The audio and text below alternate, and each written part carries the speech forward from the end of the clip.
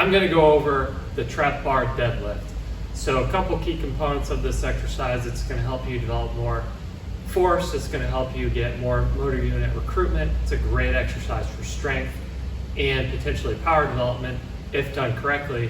I'm going to go over a few cues that we like to use here at Breakthrough Sports Performance that will hopefully allow you to increase your trap bar and increase your strength in power and force development safely without the back pain that sometimes comes with this exercise. So the first thing, we want to typically use a trap bar, so our weight's going to be more distributed equally instead of a traditional barbell lift. So to start, I'm just going to do a reach and rib cage retraction. So we want to make sure we get the rib cage stacked over the hips. So this doesn't mean around my back, right? This means I'm reaching, retracting. Take a deep breath of air in. Exhale out. Feel the rib cage go back. And again, my spine is still lengthened as I breathe in. I'm not rounded, okay? I'm gonna get that nice stack. So I want my feet distributed evenly. I want a short foot, so big toe, little toe, heel. From there, you're gonna put your hands on your thighs. Then you're gonna slide your hands to your knees and sit back into your hips. So you wanna make sure as you do this, you're not arching your back, and I'll show you a bad example here in a little bit. But you wanna maintain that stack, sit back into the hips, sit back into the heels. And from there, you're gonna go down, lock in the lats, and sit down into the hips. Okay, so I don't wanna, my knees bend forward, I don't wanna squat and go on my toes. I wanna sit down into my hips, really feel the back of the hips, and make sure that you're not extending your back or your hips are getting higher than your shoulders. So I'm gonna sit down into the hips. I'm gonna take the slack out of the bar, so that means I'm locking my shoulder blades back. I'm gonna take a deep breath of air in, and as I exhale, I'm gonna push through the ground.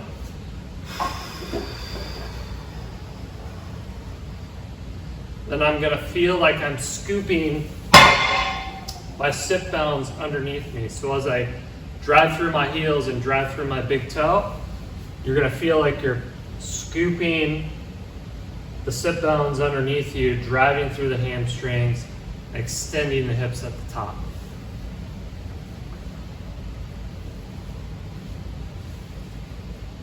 So to go over this process again, I'm gonna get set, so breathe in, ribs go back,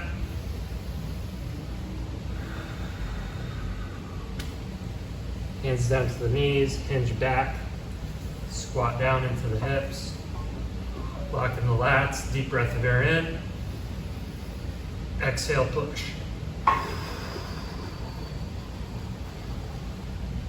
And feel like you're scooping the sit bones underneath you, keeping that core tight as you drive up, and repeat the process as you go back down. So I'm gonna go over the trap bar deadlift from a side angle and show some common mistakes that most people will make during this exercise. So the first thing people like to do is that they like to arch their back, then squat down.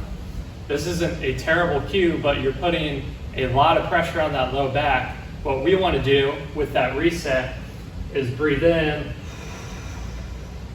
get the transverse abdominis to engage, and that'll help stabilize the core and back better than just the low back alone. So when we set up, again, we don't want to just squat down and arch the back. We want the abs on.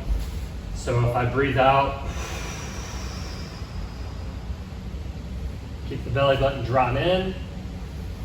Again, if I'm squeezing my six-pack abs, I'm not going to be able to breathe. So you want to make sure that belly button's drawn in. Sliding down, squat down into the hips.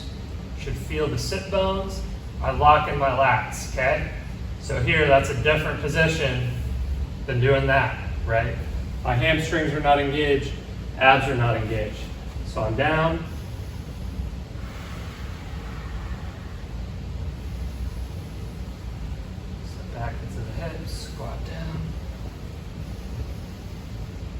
Feel that.